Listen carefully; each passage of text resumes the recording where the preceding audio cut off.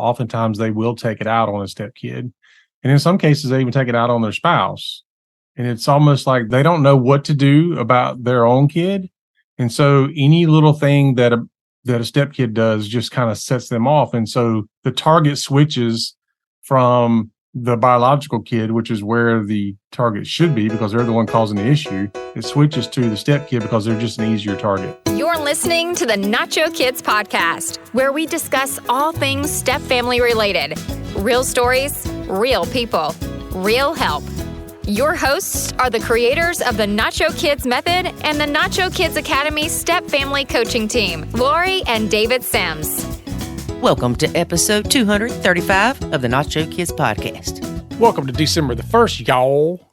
Y'all, it's the month of Xanax. It's the month to end all years. I tell you, I'm going to reach out to the pharmaceutical company and for Xanax and say, would you like to be a sponsor of our podcast? and some wine, people. Oh, there you go. That's but don't mix your Xanax with wine. That's not safe. Oh boy. So we're getting off to a good start. We are. It's been crazy with the holidays already. Yep. And we have another month to go. Mm-hmm. And y'all, we see this all the time. Step parents will say, that step kid ruined my Christmas. Don't have expectations that you're going to have this perfect Christmas. It's not going to be like it is on the Hallmark Channel? No. What? No. Unless it's like grandma got run over by a reindeer. Home Alone. Stepmom got run over by a reindeer. that reminds me, you and I were in drive-thru yesterday. Oh, what did I do? We were in the drive-thru, and it's a double drive-thru, so you're like right beside of somebody else who's ordering. And so I look over to the right because you hear the lady that's trying to take the order, and she keeps saying, "What do you want to drink?" No, like, what do you want to drink? No, what do you want to drink? And I'm like, what in the world? And I look over there, and this lady, she has the most sour look on her face. And I looked at Lori, I thought, she must be a stepmom. He did. Yeah, and finally after the lady answered them, she's like, we don't have any of that. Like, oh my gosh, poor lady. Yeah, everybody looked kind of grumpy that day. Because we would see people walk past us to go in the restaurant, and David's like, they don't look happy. Yeah, they don't look happy. Merry freaking Christmas. Yeah, it's the Grinch. So speaking of Christmas, we often talk about gifts and whether or not they should go to the other home. Mm-hmm. I don't recall with Jackson telling him he couldn't take anything to his dad's. I don't recall you doing that with your kids. In fact, I remember your kids taking the PlayStation to their mom's and you having to meet her on Mondays after school to get it back or give it to her, whatever. So a lot of step parents and bio parents will say, no, little Johnny, I bought that for you, or Santa brought that to you at our house. It is not going to your other parent's house. Mm-hmm. Yeah, I think you have to ask yourself, why are you doing it? Like, are you doing it because there's other kids there that might tear it up, or they might lose it, or maybe even there's a fear that their mom or dad would tear it up. Mm-hmm. Or their mom or dad's significant other. Right, which we've seen. So, so there's always that. But if it is, I don't want him to take it over there because I don't like my ex-significant other. I don't like that person so much that I don't want my kid taking this stuff over there. Then I think that's a bad reason to do it. Right. In the past, if every time you had sent something with the kid or the kid took something and it gets lost or broken, then you have a valid reason. Yeah. But as Lori often says, don't let the disdain for your ex outweigh the love for your child. Amen, Brother David. Amen. But it's true. And it's funny because like I said, I don't remember going through this with Jackson because he was at his dad's every other weekend, and you were pretty flexible with your kids on taking stuff. We did have the clothes issue where whatever they wore over here, we washed and they wore it back just because it was easier that way. No, it wasn't just because it was easier that way. It was because the good clothes never seemed to find their way back. Clothes. We could do a whole month-long podcast on clothes. But anyway, as a step-grandparent, I see comments of family members saying, well, I'd like to get this for little Johnny, but I don't want it to go to his mom's. Mm-hmm. Or I'd like to get this for little Susie, but it has to stay at her dad's. Yeah. How do you, as the person not in that home, okay? I'm not the step parent. I'm not the bio parent. I am an in-law. I am a step grandparent, or I am the grandparent, whatever. Do you give the gift and say, by the way, this must stay at your house? If I was the parent, I would hand the gift back and I would say, when you're ready to give me a gift that has no conditions on it, then let me know. Yes. And that brings me to another thing. If you have conditions with your gifts, don't give them. If little Johnny's not going to say thank you and you're going to say, well, I should have never gave it to him, don't give it to him. That's conditions. That's not a gift. Oh, man, you are all over it today. Well, I tell you what. I saw somebody post in our Facebook group that this stepkid has C's and D's, but they cannot believe the kid had the audacity to provide them with a Christmas list. Since when do school grades and Christmas presents equate? Maybe it's Mrs. Claus. Maybe she's Mrs. Claus and she has the naughty list. Maybe she's Mrs. Grinch. My answer would be like, join the Nacho Kids Academy is the answer to that lady. Why do you even know what the grades are? Boom yow. Why do you care? Boom yow. You can care. Don't get me wrong. You can care. You can care all day long. But it's useless. Yeah. Lori likes to bring up how there are things that she cared about with my kids, but she couldn't affect any of the change that she wanted to affect. So what difference did it make? You know, you got to understand where you are in the blend. At some point, you might be able to do that. You might be able to care and affect change. But if you're not at that point, then the only person you're hurting is yourself. So I'm curious, what are your thoughts to our listeners on gifts going to the other home? Yeah, let us know in the comments. I don't think there's a comment section, Goober. I know, and there's not. I want to see how many of you start looking for the comment section. Yeah. My new word for apparently this last month of the year is goober. Everybody's a goober. Oh, I have a new phrase I'm living by. They'll figure it out. That's David's phrase. And it's driving me crazy because every time I say something to him, he goes, they'll figure it out. Or he'll throw his hands up with that, I don't care. They'll figure it out. Our guest today is Kari Kling. We have been a guest on her show, and she was a pleasure to talk to. So we had to have her on ours. Yep. She is a stepkid herself. Her parents divorced when she was 7. And she was part of 3 blended families within 4 years. Good Lord. Poor thing. Could you imagine? No, you just have, when somebody says a comment like that, you just have to sit and let it marinate and go, man.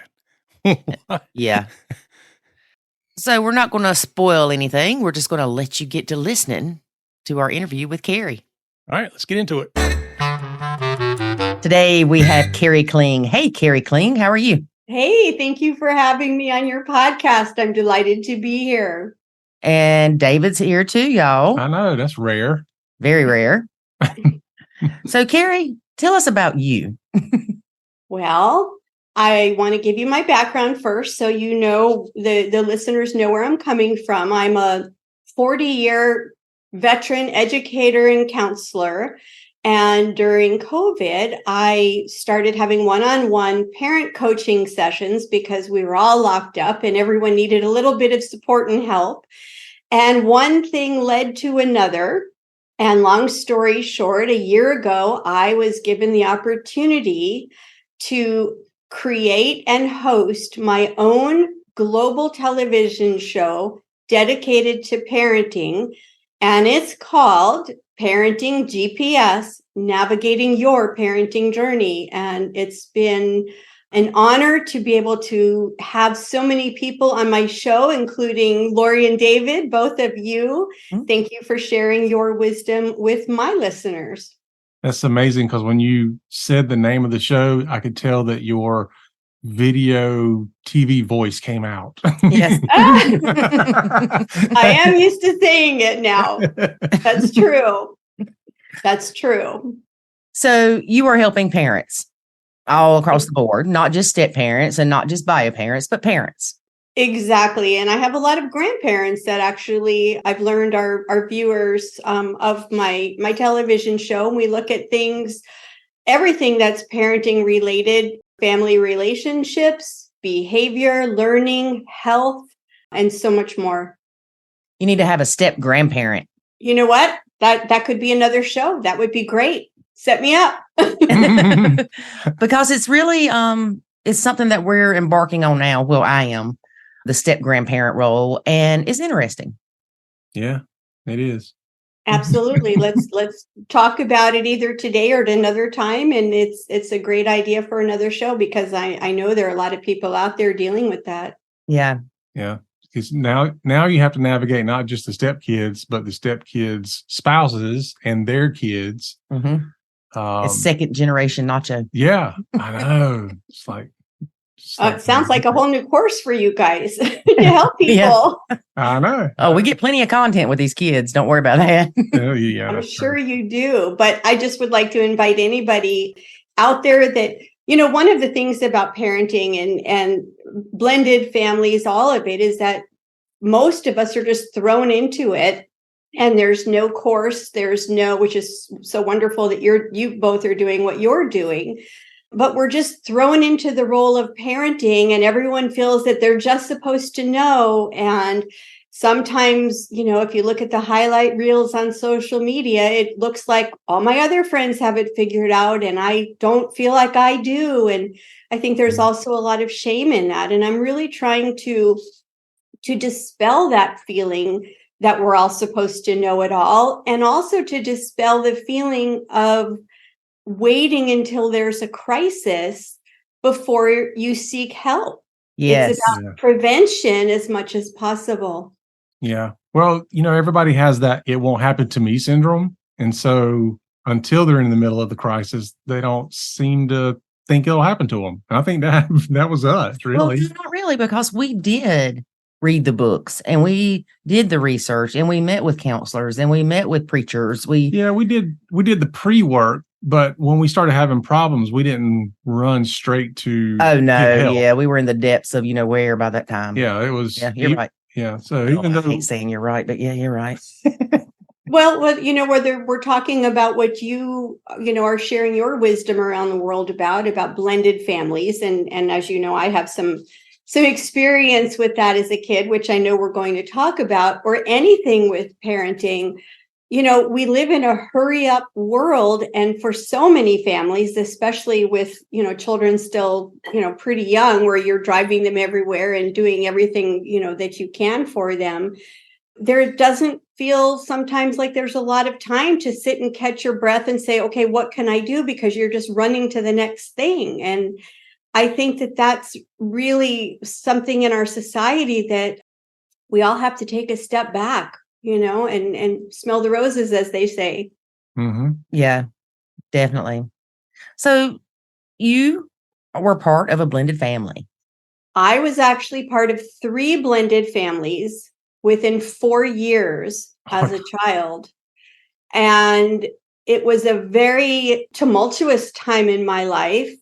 It was during a time, I'm going to age myself here. It was, my parents got divorced when I was 7 years old in the late 60s. mid 60s. And both of them remarried within just really a month of each other in 1970. And so that was 2 blended families right there. And then 2 years later, my mother had a baby with her second husband. So that brought in a half brother, not a stepbrother. Mm-hmm. And then a year later, my first stepfather passed away. He was ill. And 2 years later, she remarried again. And so for someone in the 70s, when things like this weren't talked about, nobody checked in about, and I'm not blaming my parents at all. They, no, it just wasn't something that was thought about generationally. But there was this feeling that kids are resilient, they'll just be okay. And one of the things that I'm so happy about in terms of, living in 2023 right now, social media and the internet can have its negative effects, but it also can be an enormous resource for people that are saying, okay, wait a minute, I'm getting divorced, or I'm in a blended family, or, my kids are feeling such and such way. Where should I turn? What should I do? And so there are so many more resources now than there were when I was a child growing up. It was just kind of covered over and just kind of accepted as, okay, this is the new norm. Just, eat your breakfast and go to school. Right. Mm-hmm. Well, I know when I was growing up, there were not that many kids in my class that their parents were divorced. Mm. Like 2. I remember specifically 2. And one girl would go to her dad's every other weekend. And the other girl was, her dad had moved, so she didn't see him except for during the summer. But other than that, it was not the norm. And now it is. It is rare that you find kids in the school that their parents are together. And I know growing up too, I would hear people say, oh, he's been divorced. Like it's something terrible, like a disease. You don't want to go out with him. He's been divorced. And over the years, of course, we've seen that change to where divorce is so much more acceptable. It's not as taboo as it used to be. Yeah. You bring up a really good point, Lori. And I remember when I was going to elementary school and my parents divorced, there was only one other family that I knew of in the entire school whose parents were divorced. And I remember I must have been maybe a 5th grader at the time. I remember my mother crying, sitting in the chair, crying in the kitchen. And I remember asking her what was wrong. And she told me that all of her friends didn't want to hang out with her anymore and didn't want to talk with her and do things with her because she was the quote unquote divorcee. Yep. And there was this unspoken fear of, you're going to go after my husband, or my husband now knows you're available. And you're right, things have changed immensely. But one of the things that I try to do, and I work with a lot of parents one-on-one in situations like this and many other situations, there's still a need, even though it's common, it's not common for that child. Right. And they might not be, odd man or odd woman or girl out anymore. They're still feeling that hurt and pain inside, and they still need to process their feelings, and they need to understand that it's not their fault. Yes. There have been several longitudinal studies. One of them is a book, The Legacy of Divorce. The author is escaping me at this moment, but it was a 25-year study looking at children of parents that had divorced when they were like elementary school, middle school aged. And there might have been high school in there too. I don't remember. I'm sorry. But they looked at what were the findings? What were the commonalities? What were the difficulties that these children had because their parents divorced? And it's very interesting that one of the commonalities of all of these kids, no matter how old they were, no matter where they lived, no matter what their socioeconomic situation was, is that somewhere deep inside, they felt like they did something wrong that caused their parents' divorce. And I think the number one thing that I always try to share with parents is, even if you feel like you've said it 100 times, keep talking about it at different ages, so maybe the divorce was 5 years before. Well, if the child is 5 years older, let's say they're a teenager now, they're going to have different emotions to be able to deal with what happened, and the way they reflect upon how it impacted their life may or may not be the same. And so I think it's really important for parents, even if your blended family is the most wonderful, loving situation that could ever be, it's still important to remember that there was another family dynamic at one time. Yes. So let's talk about you. Okay. Your parents split up. All of a sudden, you're a stepkid on both sides. Yep. 3 times, as I said. My sister and I were, in fact, I spoke to her today and I said, did you realize that we were part of 3 step families in 4 years? I mean, did you ever really think about that? And she said, well, we're just special. That's one way to look at it. But, at the time, you talked about people, you didn't know any other divorced families, or there was 1 or 2, and I knew one other family in my school. The only thing I remember even seeing on television or in the movies, there was a movie that came out, I don't even remember. I probably saw it in like 1970. And it was called With 6 You Get Egg Roll. And it was the story about these 2 families that, it was like pre-Brady Bunch, who joined forces. They got married. And they went out to this Chinese restaurant for dinner, and they were talking about the good things of having a blended family. I don't even know that they called it a blended family. So I didn't have a lot of role models of a healthy relationship growing up.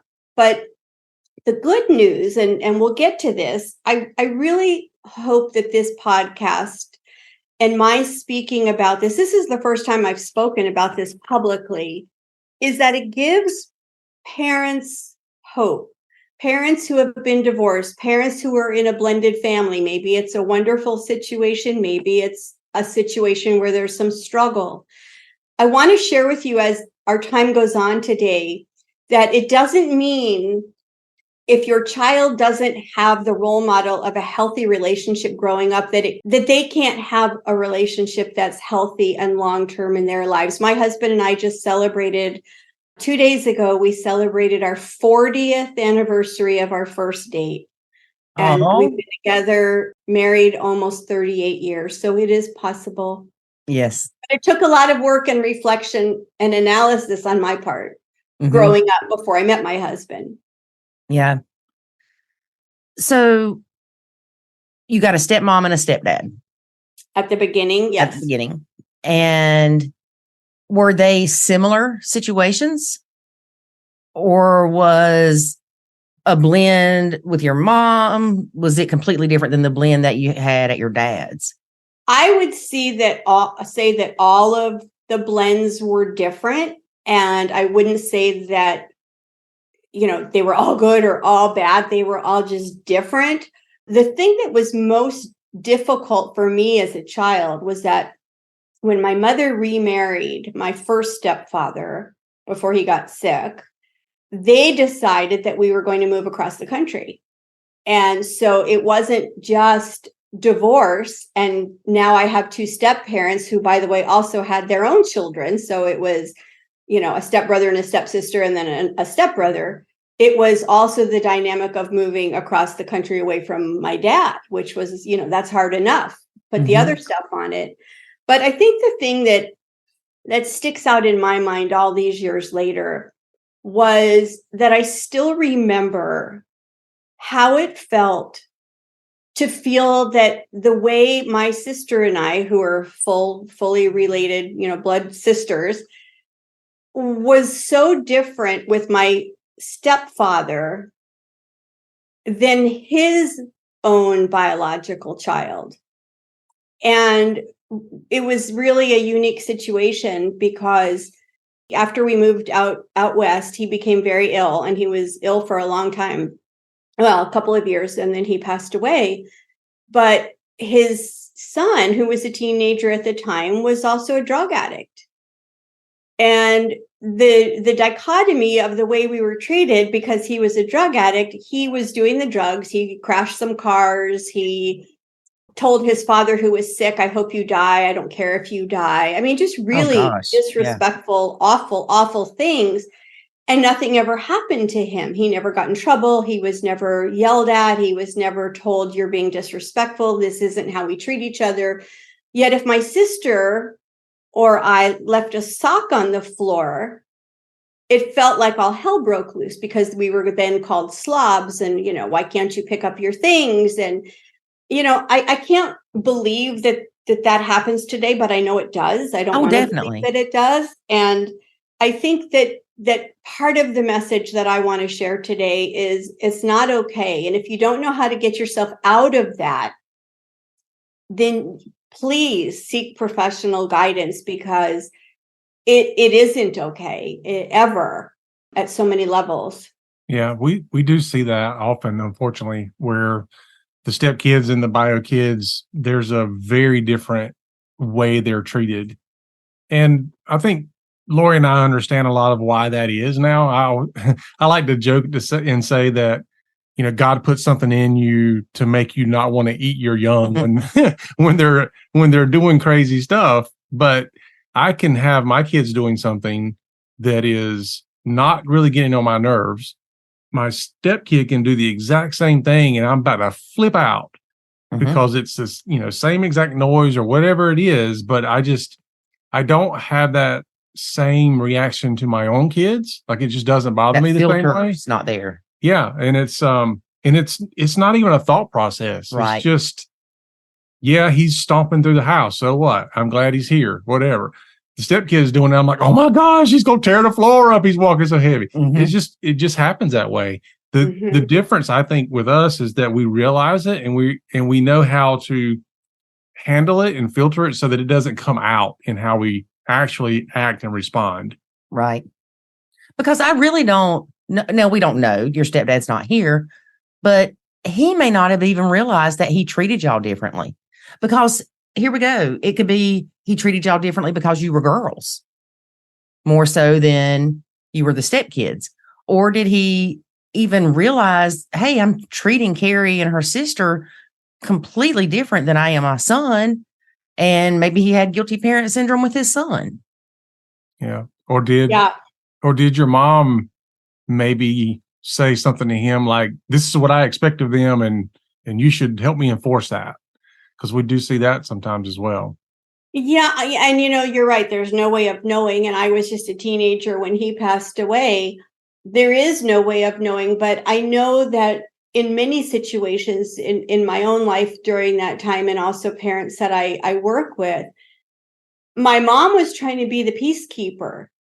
And so instead of raising her voice, and I don't mean yelling, but, standing up for herself, standing up for us, she was trying to be the peacekeeper and just try to make everything quiet and smooth and, copacetic. And so that was part of it also. And I know that those dynamics still exist within families today.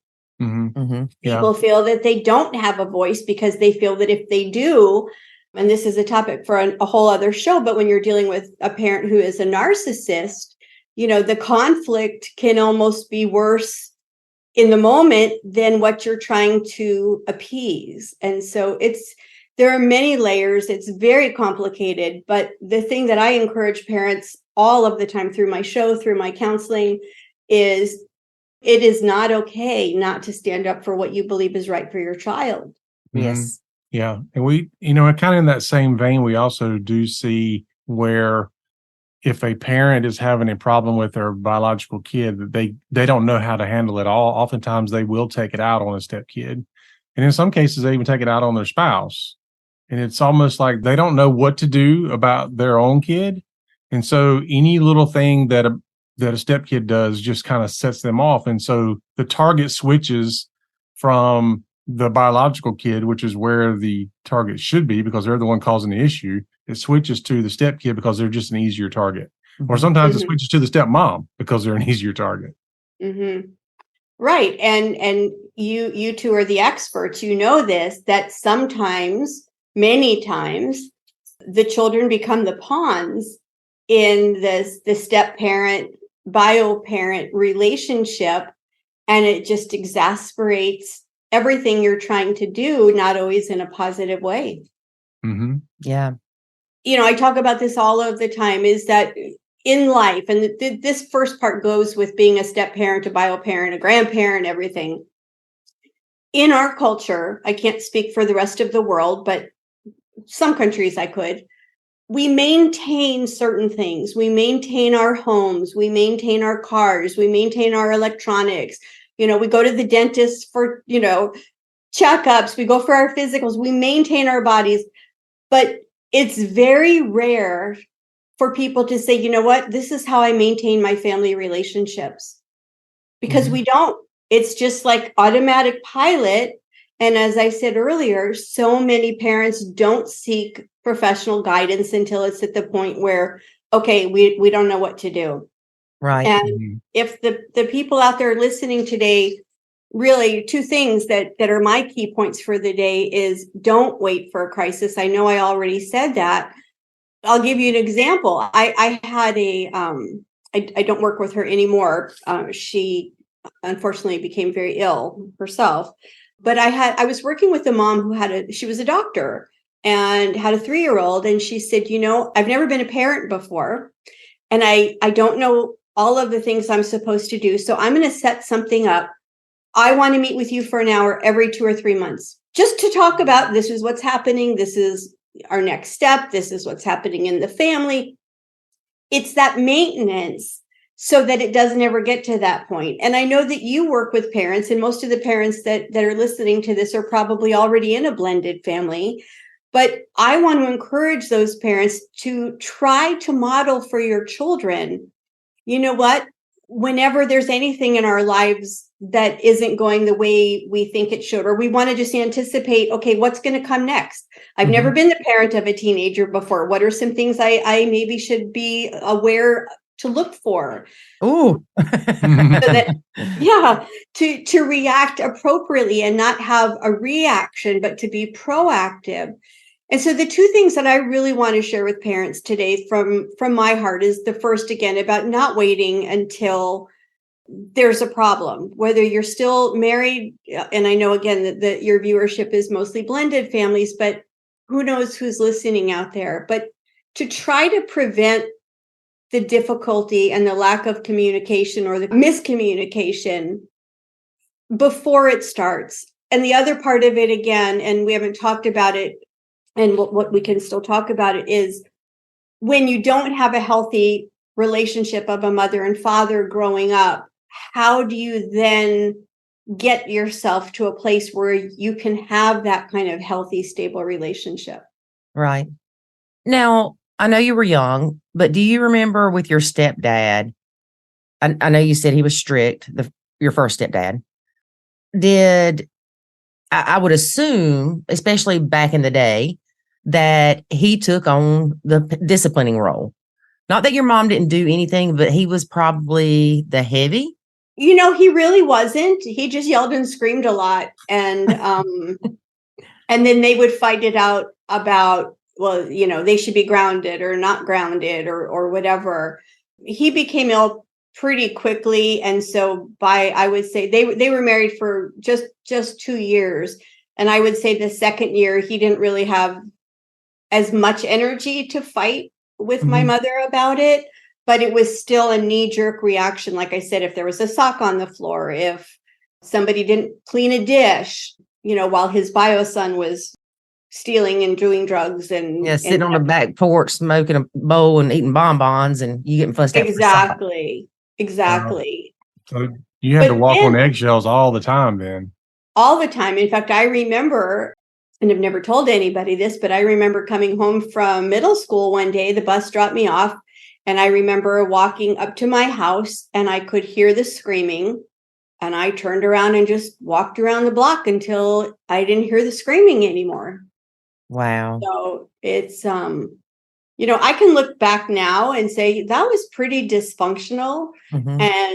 But at the time when you're just a kid, and so then, one of the things that kids do is then they try to overcompensate, and then they try to be the peacekeeper, because then a lot of kids do feel oh, well, so-and-so is mad, my mom's mad, or my stepdad's mad, or stepmom, or whomever is mad because I didn't clean my room. I didn't do this. And it goes back to that longitudinal study that I mentioned about how so many kids do feel that it's their fault at some level, even if they're not aware of it. Right. Even kids that are adopted go through that same mental process. Yes, a lot of kids that are adopted feel that, well, why didn't, it's that sense of abandonment. If my own mother didn't want me, or my own bio father didn't want me, then, what's wrong with me, kind of thing. Right. What about your stepmom? Was she pretty cool? Was she strict in comparison to your dad?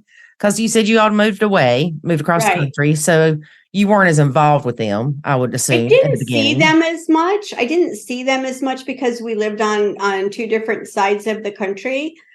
So I really, for years and years, I saw them once a year at Thanksgiving, and it was always a great time. That was always a great time, and I never went through anything with my stepmom and my dad like I did with, my mom and my stepdad, because, I lived with them. Right.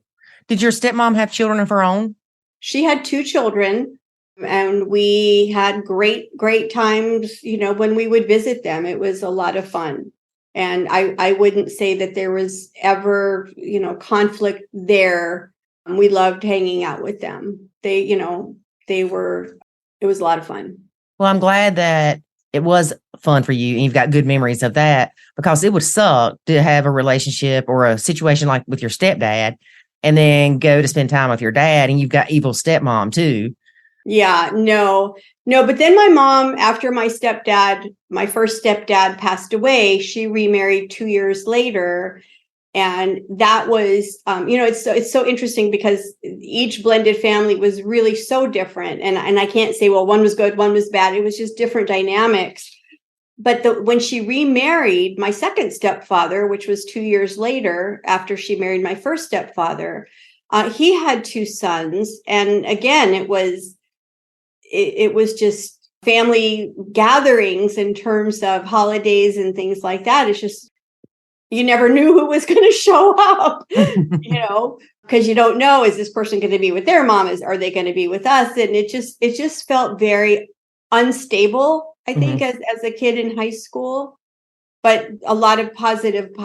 My stepfather, in fact, when my husband and I got married, it was my father and my stepfather that walked me down the aisle. Really? I had a wonderful relationship with my second stepfather. Yes. That's great. And they really cared a lot about each other and, made a lot of jokes about it. Better be a pretty wide aisle if they're both going to walk me down the aisle. But it was very positive. But, a lot of people who go through 3 blended families in 4 years during a time where people didn't talk about it. And there was, we had the Brady Bunch, which I believe started in 69 or 70. And that was really like my first model of, oh, they're like me. It wasn't the exact same dynamics. But right. They look like us, but their dad's not like my stepdad. Right. Well, and it was 3 boys and 3 girls and, just a different dynamic. But it was the beginning of, this is what it could look like. And so I just, remember really latching on to watching that show because it made me feel more normal. Mm-hmm. Yeah. Did you ever wonder where your Alice was? I think I became Alice. Because I always joke, but I'm serious in a way. If we all had an Alice, this blended crap would be a whole lot easier because Alice is doing the homework. Alice is cooking. Alice is doing the laundry. Alice is picking up the sock that Kari left on the floor. So it solves so many problems just to have an Alice. Well, there you go. See, we can, just start a new campaign and solve the problems of the world. Should have a blended family housekeeper service. I call it I was going to say blended nanny. Yeah, blended nanny. There you go. Yep. I love it. Nanny service. And then it could be Nacho Nanny. Yeah, that's it. But the other thing I really want to share is, and I already mentioned this, but I didn't say the how, is so how do you help a child? And again, things are different today, but I believe that the emotional, the bearing sometimes that kids do of their emotions and feeling like it's their fault and not really having a healthy role model in terms of a long-term relationship.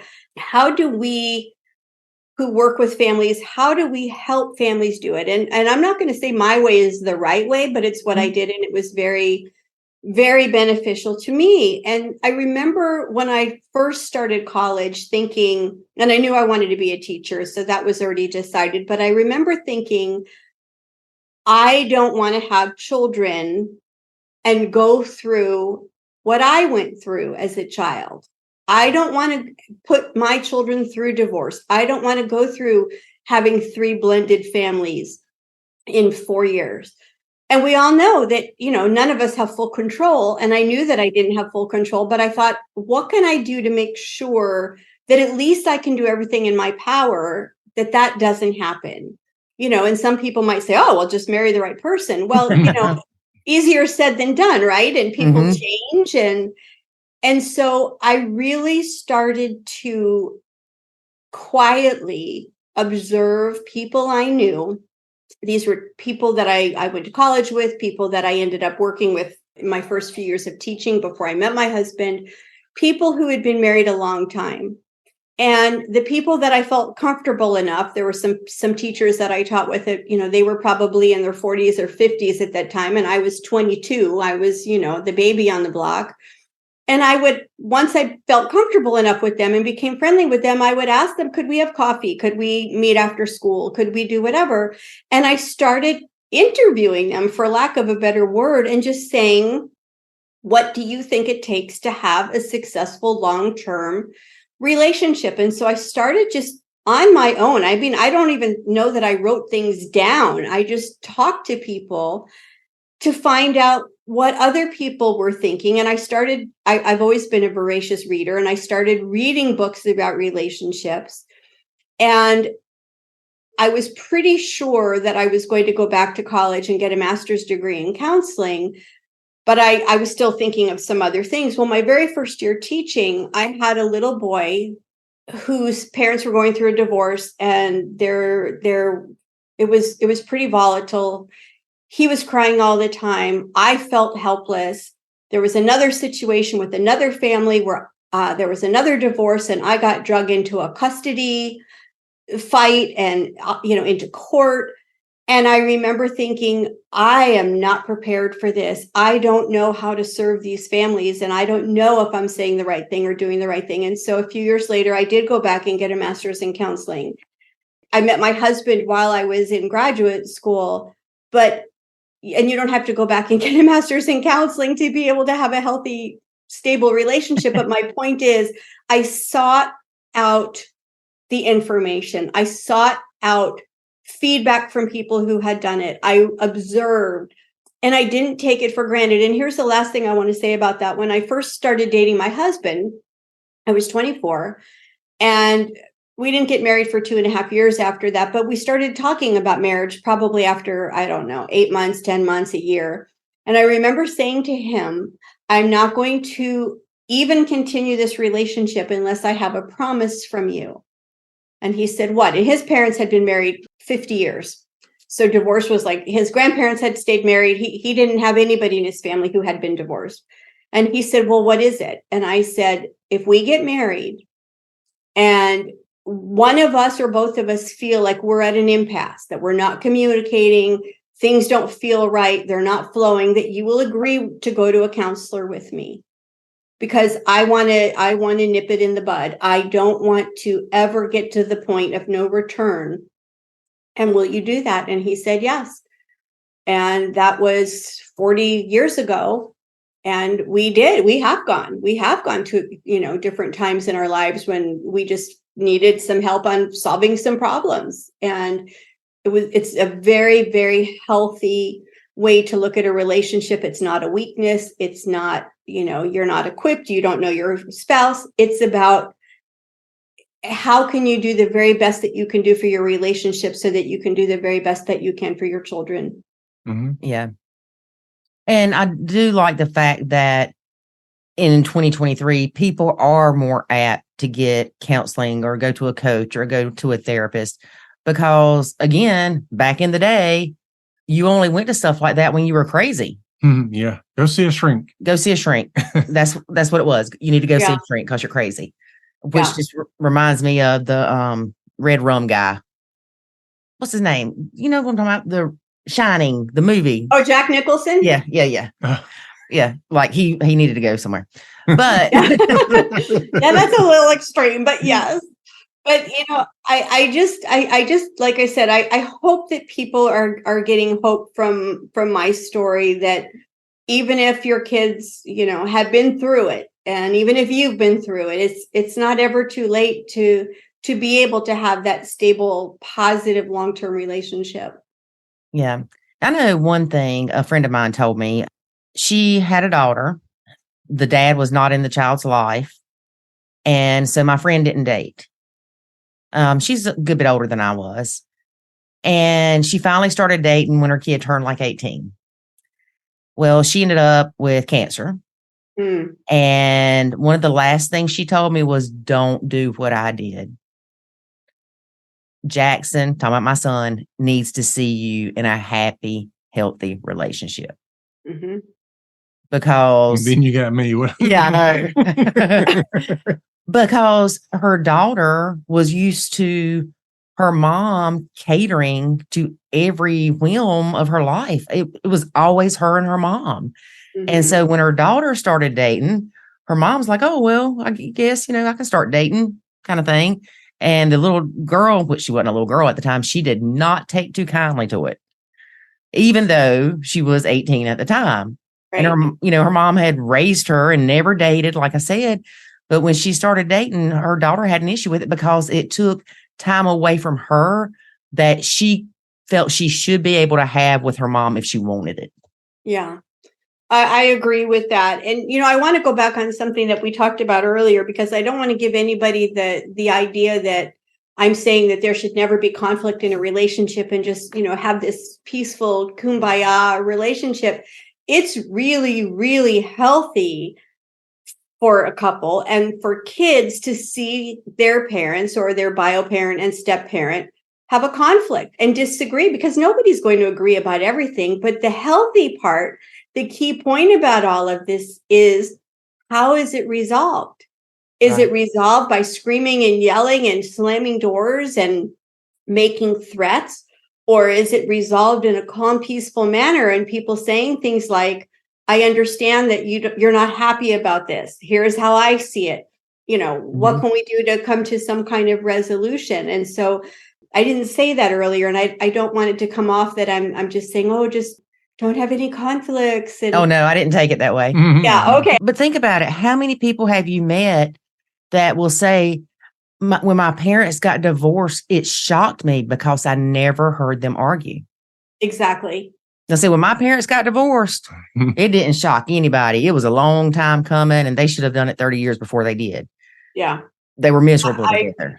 I would agree with you on that that's probably the biggest shock for so many kids, is they didn't see it coming. And yes, you want to protect your children. They don't have to hear the ins and outs of your argument, not at all. Mm-hmm. But it's also okay to I know one of the things that I encourage families to do, and I did an entire show on this, are to have family meetings where, family meeting can just be a celebration of somebody, achieved whatever, or somebody found a new hobby they liked. It doesn't have to be an achievement. It can just be a joyful moment. It can be, this is what's going on in our family right now, and we need everybody's input to try to solve the problem. And so we want our kids, whether they're bio kids, step kids, whatever, to feel included and that they can be part of the solution. Mm-hmm. Right. Now, we tried family meetings. Remember how that went, David? Yeah, I think we did it wrong. There's no right or wrong. It was wrong. It was definitely wrong. Yeah. And if anybody's interested, I think it was my 4th or 5th show It's on my website. I can share that with you if you're interested. There's a whole show on family meetings if anybody's interested. But I want to say something about the inclusion. And that's because one of the strongest needs that we have as human beings is the need to feel that we belong. And if you look at, for example, gangs in this country, a lot of the people, I'm making huge generalities here, but a lot of the people that join gangs are people that don't have that sense of belonging, that tight family connection with their family members for, a million reasons. But we're social animals, and one of the strongest needs that we have is to feel that. And so if we can do that with our children, our bio children, our stepchildren, whatever the term is okay, we have a problem and let's solve this together. How can we work this out? And everybody gets, a piece of the pie in terms of how are we going to fix this? Mm-hmm. I'll give you one quick example. A family that I'm working with, they're actually not married yet. It's a mom and a dad, and their children are all in their 20s. And I've been working with them. And one of the things last Christmas was, we're kind of nervous because we're not sure how this is going to go. And they don't really know each other well. And there seems to be a little bit of, well, you're doing that and you're doing that, whatever. And so one of the things that we talked about is how can you build this feeling of inclusion? And I suggested, start with dinner. Everybody brings something. Everybody participates. Everybody helps set the table. It's not just you as the mom of two of the kids, even though they're grown, do it.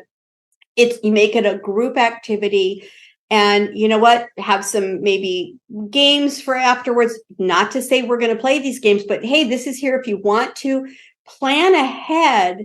And they ended up having a very wonderful evening. And they said dinner went very well. And they played a couple of games. I don't know if they were board games or dice games or card games or whatever. But the point is, sometimes to build this feeling of inclusion, we have to plan ahead. It doesn't just happen, by osmosis because we want it to. Right. And that's very important. Mm-hmm. Same thing with a stepmom. If she's feeling left out because bio dad and his child, the relationship they have, and she feels like the third wheel when the kid comes, she has to make those efforts to be included sometimes. Mm-hmm. And it may be as simple as saying, hey, little Susie, I like the shirt that you have today. Or if they are playing a game, if dad and the daughter are playing a game, hey, can I play with you? Mm-hmm. Not all the time, because I do think the bio parent and the stepchild, or the bio parent and the bio kid, need their alone time.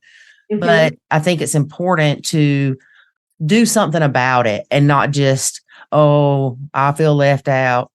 Get involved. Do something. Exactly. And you bring up such a great point, Lori. And I think one of the ways that I would encourage bio or step parents to think about it, whether it's for their children or themselves, is about giving choices.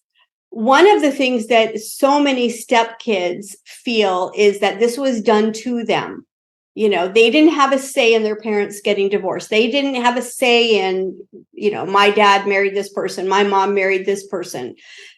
So giving choices, even about time, even about, something like we just talked about playing a game. And so maybe the bio parent could say to the child, would you like to play this game, just the two of us? Or would you like this, the step parent, could they join us? And if they could join us, would you like them to join us for 10 minutes? Or, could it be the whole time, however long we end up playing?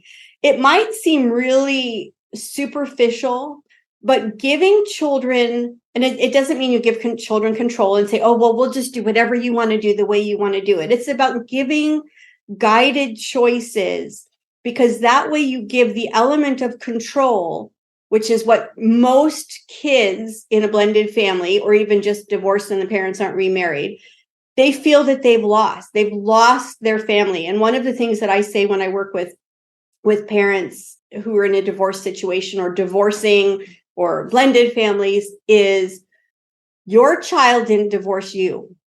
They didn't divorce you. And it's really important, and this is something for step parents to understand, that it's not about them, but it is, I believe, if it's doable, if it's not such a toxic situation, that the child has the right to be able to be with both their parents at the same time, even if it's for 10, 15 minutes getting an ice cream at drop off or pickup. And I think it's a really good goal to work toward. And it's not about being jealous of, oh, you saw your ex-wife or you saw your ex-husband. It's about the child. And my experience in working with families is if a child knows, I'll go back to the ice cream example. If they know on Friday evening or Friday after school, one parent is dropping me off to the other parent, that it's not just, okay, get out of the car with your bag and I don't see my parents talk, because that's hurtful. Or if a parent says to the child, tell your mother this or tell your father that, I encourage you, don't do that. Your child is not the messenger. Your child should not be put in the middle to the very best of your ability. Now, if you have someone who's an alcoholic and you have someone where it's a danger and that, you know what, you're saying, that's not going to work until he or she cleans up their act. That's acceptable in the sense that you don't want anybody to get hurt if you feel that it could be a volatile situation.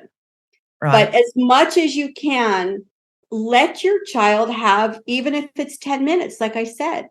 I mean, you've got the extreme of parents that don't talk to each other and use their child as the messenger to, I know some families who they go on vacation with the two spouses because they want the children to have the ability to be with everybody and everybody gets along. So it's quite a continuum. That's great. But I also wonder, because I saw someone go through this, they went through a divorce. They decided to go hang out on Christmas morning at the ex's house with the ex and the new husband, and they brought the new girlfriend so everybody could play happy family on Christmas morning, and the kids weren't shuffled back and forth.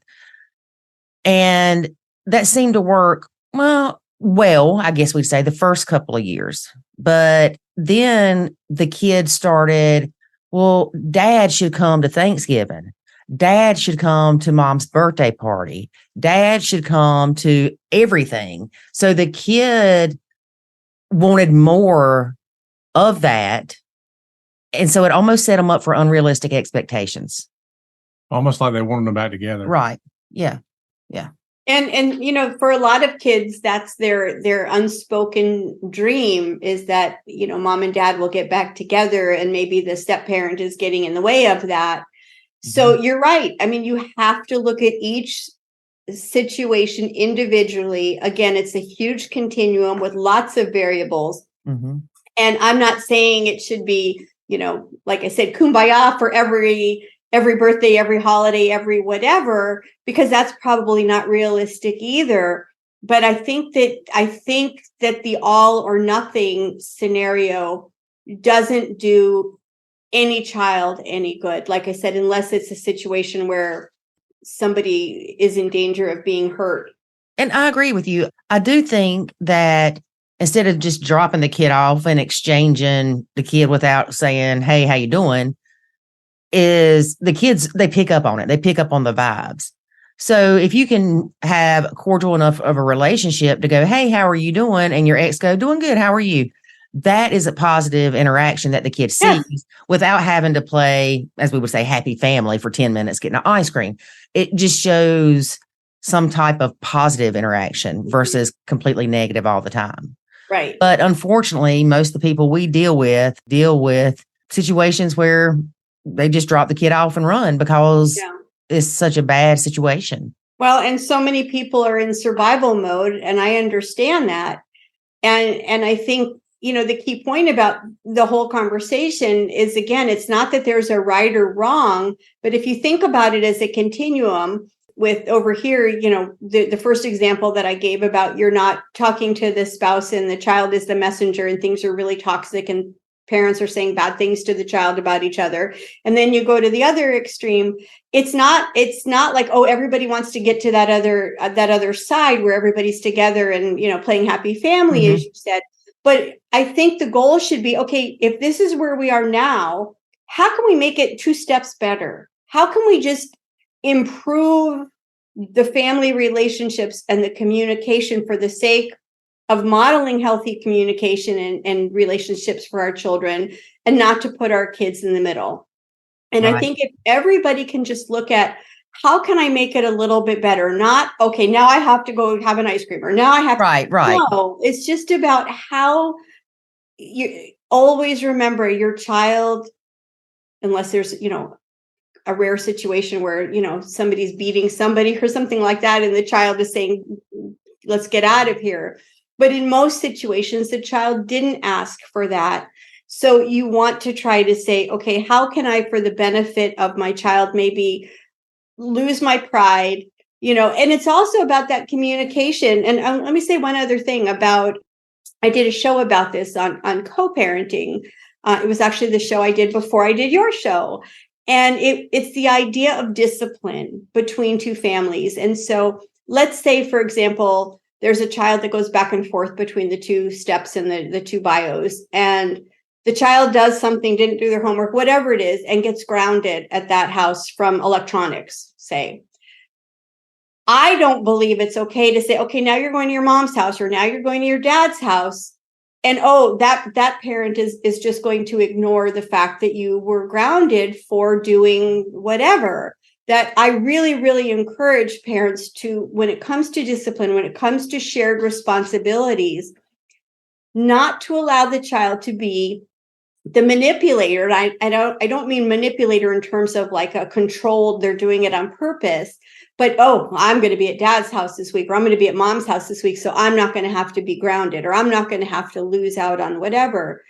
But that there needs to be some kind of level of communication where there's carryover. Maybe it's not exactly the same, but I don't think it does a child very much good to have a changing target, where every week it's different based on where they are in terms of their expectations, the parents' expectations for the child. Mm-hmm. You're still the parents. Yeah, I know in my situation that never worked, even though we tried to have a meeting and come up with those things to say exactly what you just brought up, which is, we're going to have everything the same as much as possible. Get up at the same time, go to bed at the same time, do the homework, the whole nine yards. Same punishment for bad grades. Yeah, everything's going to carry over. Oh my God, it never happened. It was the complete opposite. It was, if he put them on restriction, if they made a C, it was, if you make a D. Bedtime here was 8, then it was 9. Yeah, it never worked. And I'll tell you another mistake that I made is that I would say something like, for example, let's say it was a Friday, and we always did a changeover at school on Monday. So I'd drop them off and she would pick them up, or vice versa.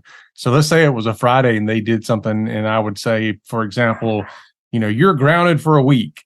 Well, what I would then look at is go, okay, well, I only have them for 2 more days. So when they come back another week later, then we'll pick back up where we left off with the punishment.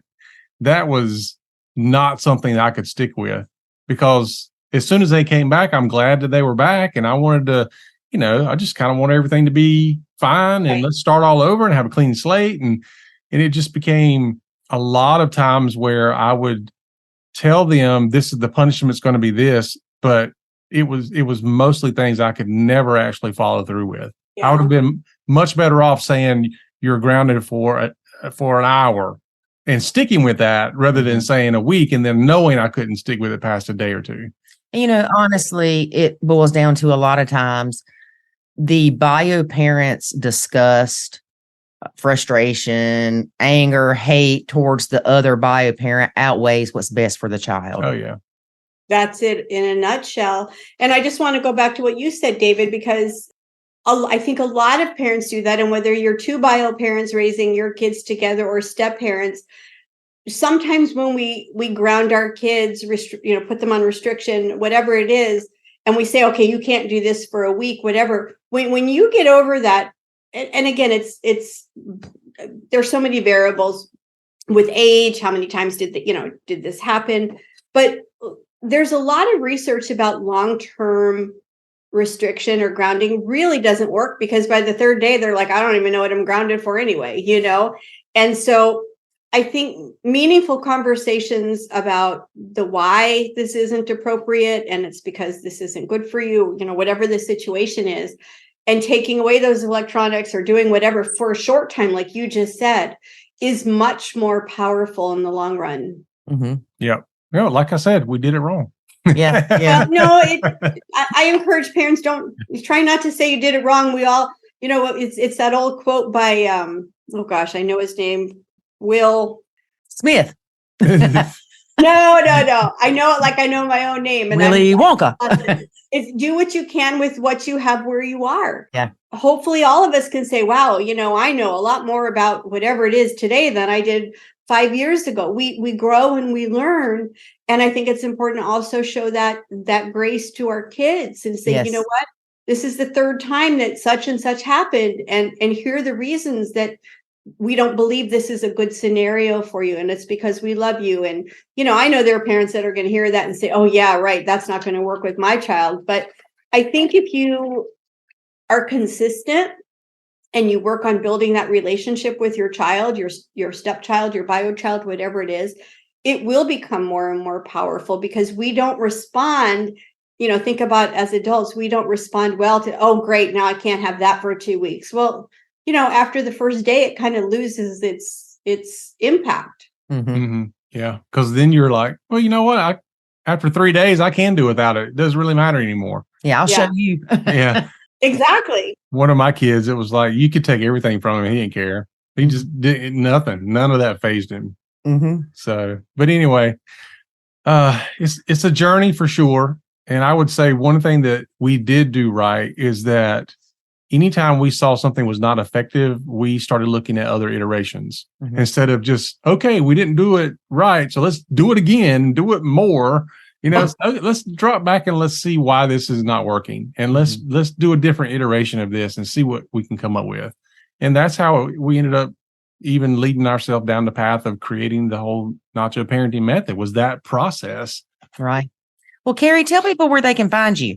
Well, thank you for asking. My website is my name, karikling.com, and that's KARIKLING. And if you go to Parenting GPS on the menu bar, you will see my shows. I have had national and global experts in all things parenting, both of you included. Your show is on there. Our show is also on Roku on the Your America TV channel. And hopefully by the time this is aired, it will be on Apple and Amazon television as well. Nice. Great. Well, thank you again for being a guest. And it was nice speaking with you as always. Yeah. Well, it was a pleasure. And I just want to say thank you to both of you for doing what you do and being the lifesaver, really the life jacket for those parents that are trying to have really positive blended families, and you're leading the way, and you took your heartache that you went through at the beginning and turned it into that lifesaver for other people. So thank you for doing that for others. Well, thank you, because you're doing the same thing. Mm-hmm. You are doing the same thing for parents. My pleasure. Thank you. As you heard, Kari mentions family meetings. And David and I said, oh, we did it wrong. So our family meetings basically turned into beep sessions about me. Yeah. I mean, there's a lot to talk about there. David, you are going to drive me insane. Oh, I know what you're thinking because the way your head's shaking. Insane in the membrane. Insane in the brain. Y'all, I'll tell you what. Let me take a little sidetrack here. She knows me so well. She can read my mind at the just worst times sometimes.